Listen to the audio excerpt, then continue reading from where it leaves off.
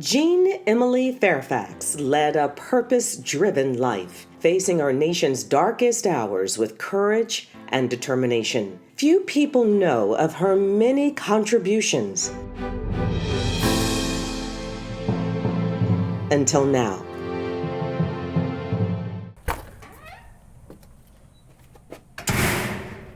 Robin Coulon was like a daughter to Jean. Wow, this is the trophy room. Here in Jean's home in Phoenix are many signs of her sister. You can see the pride Jean had in Betty, one of the first Black teachers in Phoenix. A high school named after Betty Fairfax seals her legacy. Jean really did not like to be the person out front. And that's how Jean lived and worked so critical. Not only is the only woman, but the only person of color in this photo. She knew it was important to document it. Jean was fearless.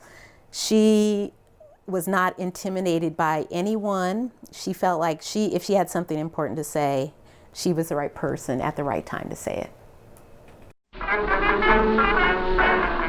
Jean was born October 20th, 1920 in Cleveland, Ohio, just a couple of months after the 19th Amendment granted women the right to vote. Jean once stated, "I don't separate myself from what happens to my people. That's the connectedness that I learned from my family." A family that also taught her the importance of education. Her mom and dad were the first in their family to be born into freedom, and the water department administrator and social worker were the first in their family to go to college. And Jean must have made her parents proud. Attending Cleveland public schools, Jean stood out. Jean kept her National Honor Society certificate from high school, Glenville High School in Cleveland, May 26, 1936. Then, right in the middle of World War II, Jean graduated Phi Beta Kappa from the University of Michigan, and 3 years later earned master's degrees in world religion at Union Theological Seminary and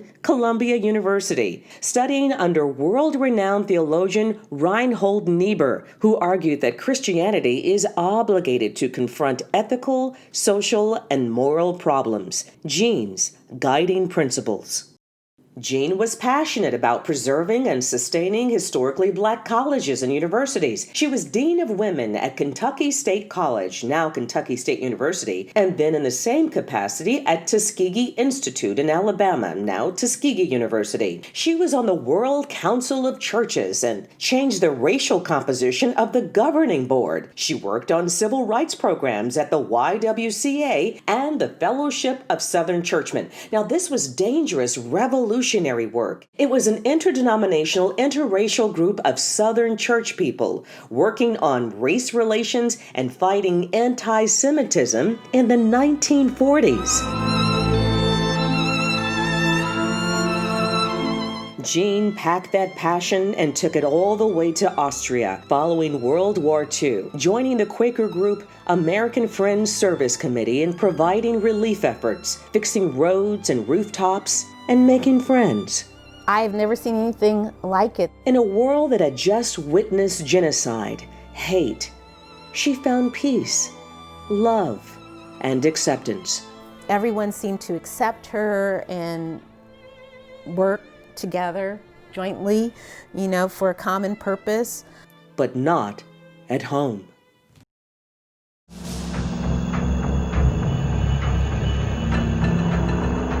Any mention of equal rights in the South was like a death sentence, and Jean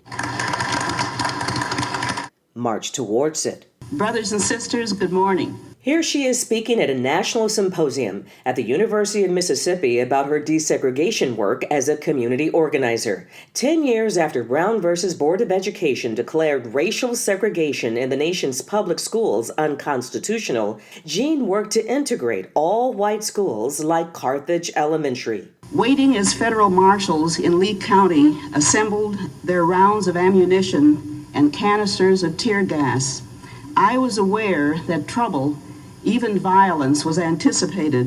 In 1964, a federal court ordered the school to accept black students. The Ku Klux Klan had just murdered 3 civil rights workers, and the 9 black families who wanted to enroll their children feared they were next. The fearless community organizer went from house to house in the middle of the night, trying to convince the families they would be protected, but they backed out. Then she came to the house of Deborah Lewis. I shall never forget the moment when 6-year-old Deborah Lewis impatiently cried out, "What's everybody waiting for? I'm ready to go." Deborah did well in school and graduated. Her legacy lives on in her niece, Maka Scott. The Phoenix Attorney is part of the Black Philanthropy Initiative. Now, this is just how connected we all are. This is the same initiative Jean helped get off the ground. We shall not be moved. Groundbreaking policy had Jean's name all over it when she later joined the NAACP Legal Defense and Education Fund. Jean founded and served as the director of LDF's Division of Legal Information and Community Services from 1965 to 1984. During that time, she helped expose the widespread illegal diversion of federal funds that were supposed to help poor students. And in 1968, her study on injustices of school lunch in the publication Their Daily Bread prompted Congress to increase funding so that all students, like Nima, will have access to free and reduced lunch if they need it, no matter who they are or where they live. Yes, we can thank Jean for pushing for equity in school lunches and much more. When Jean and Betty came to Phoenix to retire, they didn't just rest and watch the sunset. No. Jean attended Harvard University as a Radcliffe visiting scholar. The sisters continued traveling around the world, and they created endowments at the Arizona Community Foundation, where they are still able to give thousands of dollars a year to their causes. Jean didn't want that vision of equality and philanthropy to end with her. She helped develop the Black Philanthropy Initiative as another way for giving and connecting to our community. The BPI now has a family of funds, including a permanent endowment supported by African Americans and other like-minded donors to address relevant issues in the Black community. Happy birthday to ya. Philanthropy became Jean's new strategy of transforming and building communities. And she hoped it would become yours too. Because if you have clarity about your values like Jean, have empathy, willing to collaborate to problem solve, if you are undeterred, you will succeed in advancing the social good.